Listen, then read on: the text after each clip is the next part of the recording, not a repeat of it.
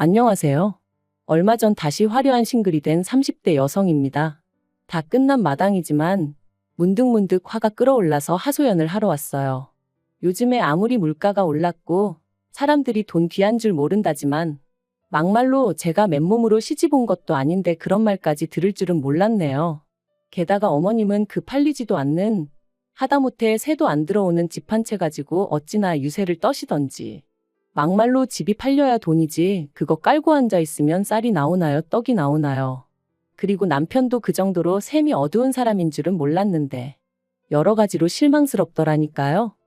남편하고는 대학교를 다닐 때부터 알고 지냈지만 본격적으로 연애를 시작한 건 남편 나이 33, 제 나이 31일 때였어요.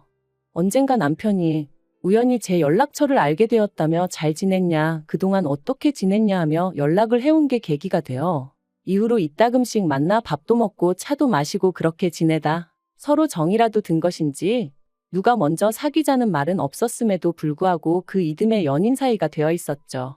그리고 이후로 진지한 만남을 이어갔는데 그러는 사이 어느 다른 연인들과 달리 저희는 작은 말다툼조차 한번 해본 적이 없습니다.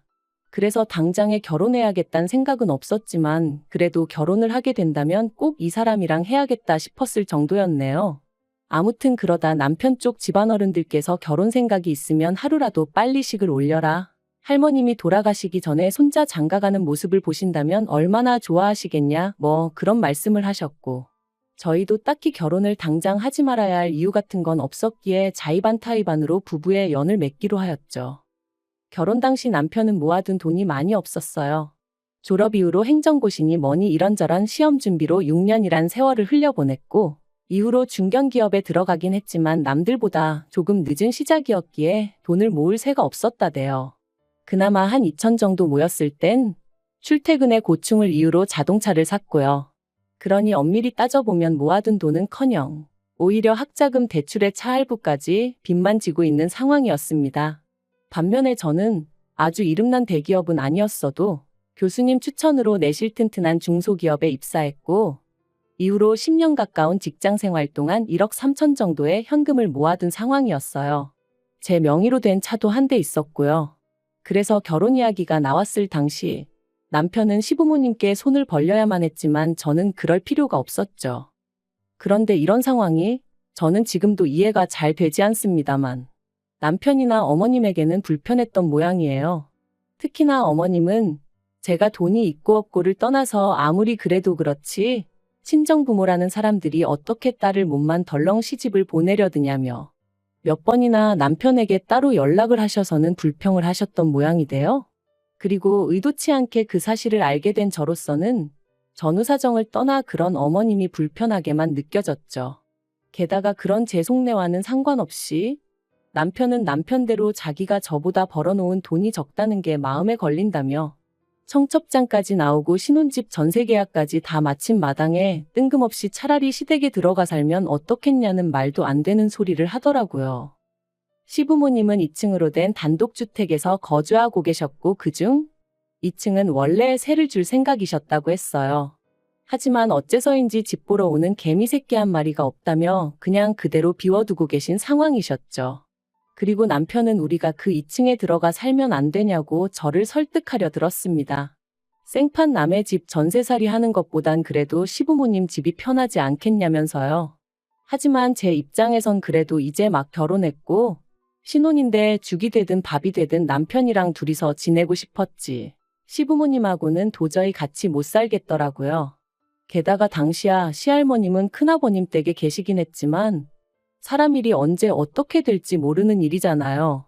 제가 너무 많이 생각을 한 건지는 모르겠지만 까딱하다가 시할머님까지 같이 살게라도 되면 그걸 제 스스로 감당할 수 있을까 싶고 그래서 남편더러 싫다고 몇 번을 물어도 내 마음은 안 바뀐다 했어요. 반지하에 살아도 우리 둘이 살고 싶다고요. 그랬더니 남편도 알겠다고 했고 그래서 그렇게 그 얘기는 끝났다고 생각했죠. 하지만 문제는 생각지 못한 곳에서 다시 불거졌습니다. 저희가 바로 층간소음에 시달리게 된 거죠. 저희가 이사를 오던 당시만 하더라도 윗집엔 노부부만이 살고 있다고 했는데 어찌 된 일인지 언젠가부터 새벽까지 누군가 쿵쿵쿵쿵 뛰어다니는 소리가 들리는 거예요. 저나 남편이나 회사까지는 1시간은 좋게 걸리다 보니 아침에 못해도 6시 반에는 일어나야 하는데 새벽마다 들려오는 소음 때문에 제대로 잠을 이룰 수가 없었습니다. 그리고 결국 견디다 못한 저희가 먼저 과일에 슬리퍼까지 사들고 윗집에 인사를 갔는데 오히려 저희한테 하소연을 하더라고요. 그리고 알게 된 게 저희 윗집은 또 그 윗집이랑 층간소음으로 갈등을 겪고 있었던 거죠. 제가 지금 층간소음 이야기를 하자는 건 아니지만요. 하다 보면 한도 끝도 없을 것 같고요. 아무튼 상황이 그렇다 보니 신혼집에 들어온 지 3달 만에 이렇게 살다간 정말 내가 미쳐버릴지도 모르겠다는 생각이 들었어요. 그래서 남편에게 도저히 안 되겠다고 이사 가자 하니까 남편이 다시 한번 시댁 이야기를 꺼내더라고요.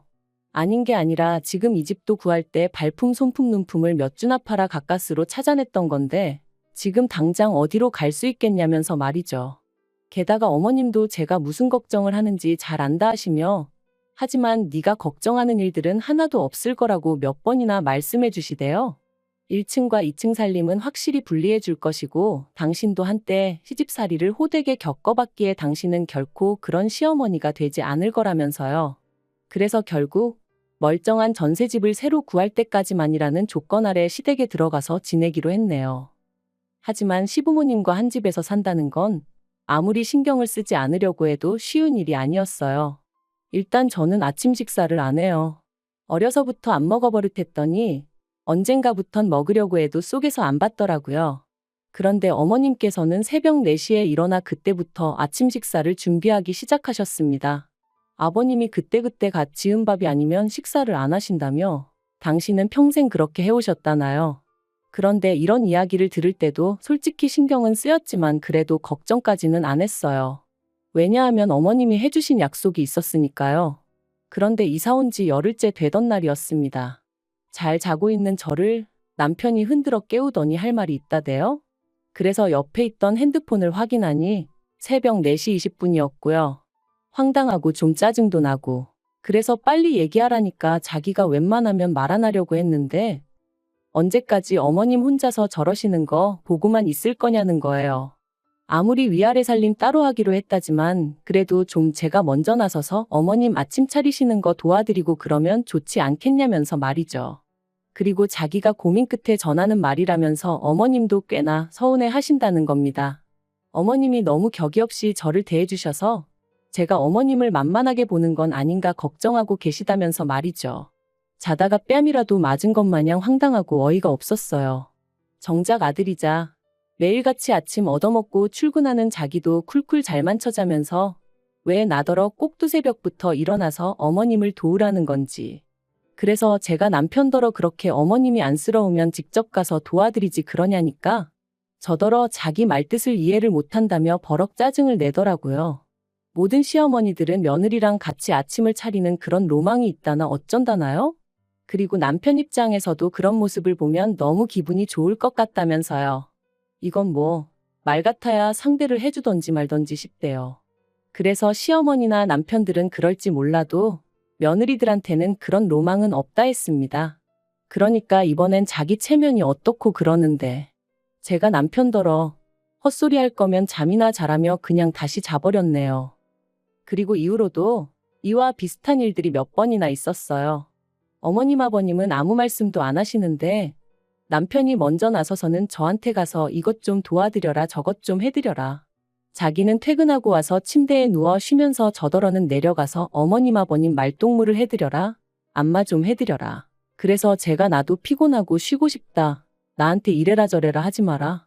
이런 왈가왈부가 몇 번 이어지다 보니 결국 아닌 게 아니라 연애 때도 안 하던 말다툼을 하게 되대요. 그리고 그럴 때마다 그래도 바로 아래층에 시부모님이 계셨던 만큼 나름대로 조심조심 다퉜는데 결국 하루는 어머님이 위층으로 쫓아 올라오셨어요. 그리고는 하시는 말씀이 갈데없다고 사정사정하길래 들어오라 해줬더니 위아래도 모르고 아주 멋대로라며 소리를 치시는 거예요. 게다가 저를 딱 지목하시면서 특히 너 우리가 지금 누구 때문에 새도 못 놓고 이러고 있는 줄 아냐 하시더니 그러면 최소한 눈치는 보고 살아야 할 거 아니냐면서. 그런데 제가 뭐 혼자 들어와서 살고 있던 것도 아니고 뿐만 아니라 어쨌든 월세 낸다는 생각으로 달달이 100만 원씩 드리고 있었거든요. 그러니 어찌나 억울하던지요. 하지만 그게 다가 아니었습니다.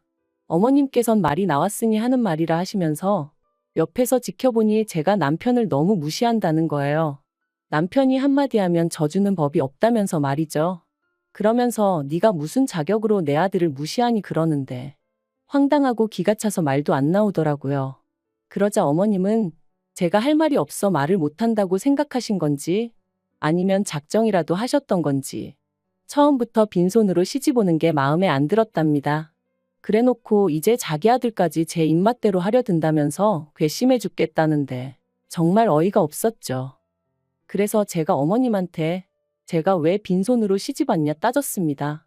남편이야말로 모아놓은 돈 한 푼 없어서 어머님 아버님이 5천해 주신 거지만 저는 제가 모은 돈만 1억이 넘게 있었고 그 돈 없었으면 처음에 신혼집도 못 구했다. 저도 그간 억울했던 것들을 다 털어놓았죠. 그러니까 어머님 말씀이 어차피 어머님 아버님 당신들 다 죽고 나면 이 집은 남편 것이 될 테니 저희 남편이 집을 해온 거나 마찬가지라며 이 집이 얼마짜린 줄 아냐고 이 집값을 생각하면 제 돈 1억 어쩌고 그건 어디 비빌 것도 못 된다는데 어떻게 계산을 그런 식으로 하시나 싶은 게 너무 웃기더라고요. 막말로 그럼 저희 친정부모님도 언젠가 돌아가실 텐데 그럼 두 분 재산을 제가 다 들고 시집 온 게 되냔 말이죠. 그러면 이건 뭐 양가 재산 비교하자는 얘기밖에 안 되는데 그거야말로 해볼 필요도 없었어요. 저희 친정 사정이 월등히 나았으니까요.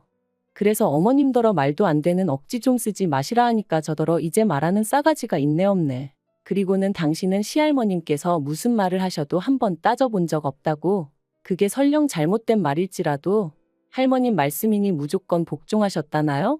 그런데 저는 당신하고는 아주 근본이 다르다며 더는 가만히 두고 보실 수가 없으시답니다. 그리고는 저더러 각오해라. 이 집에 들어와서 살게 된 걸 아주 뼛속까지 후회하게 해줄 거다 그러시는데 어떤 정신 나간 며느리가 어머님한테 그런 소리까지 듣고도 이 집에 있겠다고 하겠어요? 그래서 제가 어머님이 그렇게까지 말씀하시는데 무서워서 여기 있겠냐? 나가겠다 했습니다. 막말로 제가 친정이 없는 것도 아니고 돈이 없는 것도 아닌데 제가 나가야지 더는 못 있겠다 그랬죠. 그러자 이제껏 입 딱 다물고 있던 남편이 기껏 한다는 소리가 너는 그냥 죄송합니다 한마디 하면 끝날 걸 왜 이렇게 일을 키우냐면서 어머님이 틀린 말씀을 하신 것도 아니고 솔직히 지금 우리가 어머님 댁에 신세지고 있는 건 맞지 않냐며 그럼 그냥 나 죽었소 있으면 된다나요? 그리고 그렇게 억울하면 제 1억을 어머님한테 전세보증금처럼 드리라며 그럼 어머님도 더는 저희한테 얹혀산이었더니 말씀 못하실 거 아니냐는데 그리고 어머님도 옆에서 마치 기다렸다는 듯이 당신 아들이 맞는 말만 한다며 남편 말대로 1억을 내놓으라셨습니다. 나중에 저희 분가할 때 주시겠다면서 말이죠. 그런데 어째서인지 소름이 쫙 끼치대요. 왜인지 어머님하고 남편이 뭐랄까 제 1억을 어떻게든 가져가려고 짠 것 같은 느낌이 들었으니까요. 그래서 제가 어머님한테 1억을 보증금으로 드리면서까지 이 집에 살고 싶은 마음은 없다. 그럴 것 같으면 차라리 방을 구해 나가자 했습니다. 그리고는 남편에게 반지하도 옥탑방도 상관없다. 우리 형편에 맞게 살자 했거든요. 그랬더니 남편이 자기가 왜 그런 힘든 상황을 또 겪어야 하냐는 거예요. 자기는 여기 사는데 아무 불만 없다면서 말이죠.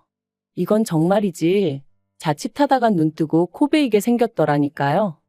저는 죽어도 못 준다 버텼고 어머님은 지 남편 말 알기를 뭐같이 안다며 화를 내셨고 남편은 남편대로 저더러 일을 복잡하게 만든다고 짜증이었으니 그리고 이 모든 게 어쩐지 제 앞날을 고스란히 보여주는 느낌이었습니다. 그래서 남편더러 이럴 것 같으면 그냥 따로따로 살면 되겠네 해버렸어요. 이혼하자는 말은 아니었고 홧김에 내지른 거긴 했지만요. 그런데 남편은 이혼하잔 소리로 들은 건지 그러면 제가 갈라서 자고 한 거니 위자료를 내놓으랍니다. 아니 결혼 생활을 반년도 안 했는데 막말로 부부가 살다 보면 싸울 수도 있고 어머님하고 며느리가 부딪힐 수도 있는 건데 무슨 위자료를 내놓으라는 건지 황당하기 짝이 없더라고요. 그리고 그게 남편의 속내라는 생각이 드니 더는 이 결혼 생활을 이어가는 게 의미가 있나 싶은 지경이었습니다. 차라리 저더러 무슨 말을 그렇게 하냐? 하고 화를 냈으면 제가 아차 싶었을지도 모르는데 말이죠. 아무튼 저도 화가 났고 배신감까지 들어서 위자료 같은 소리 한다고 그냥 이대로 다 끝장을 보자 했어요. 그리곤 소리를 질러대니 어머님이 기절할 듯 놀라시며 아래층으로 내려가셨고 저는 저대로 짐 챙겨서 그 길로 친정으로 올라왔습니다. 저희는 그렇게 이혼했어요. 이혼이라고 표현은 했지만 혼인신고를 한 적도 없으니 일이 너무나 빠르게 해결되었죠. 사실 제가 제 짐을 싸서 올라가고 일주일이 지나도록 시댁으로 돌아오지 않으니 그제서야 남편도 시부모님도 뭔가 잘못됐다 생각했던 모양이었습니다. 남편이 아버님하고 같이 저희 친정에 찾아왔으니까요. 그런데 그 두 사람에게 저희 친정아버지께서 남남이다 생각하고 살라고 그 집구석에 우리 딸 다시 못 보낸다 하셨다대요. 그리고 아버님은 그래도 며느리가 참는 게 도리 아니냐. 내 마누라도 일평생 그렇게 살았고 그러니 당연히 새아가한테도 그런 걸 기대했을 거다 뭐. 그런 식으로 나름대로 변명을 하셨던 거죠. 하지만 그런 말이 저희 친정아버지한테 통할 리가 없었어요. 저희 친정아버지는 친정어머니가 시어머니인 할머니나 시누인 고모들에게 시달릴까봐 늘 친정어머니를 제일로 챙기셨던 분이셨으니까요.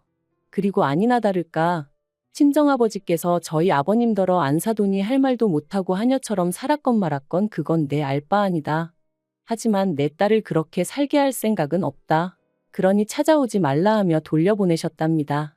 남편한테도 가진 거 쥐뿔도 없는 자식이 내 딸은 목숨만큼 사랑한대서 믿고 보냈더니 실망이다 하셨다네요.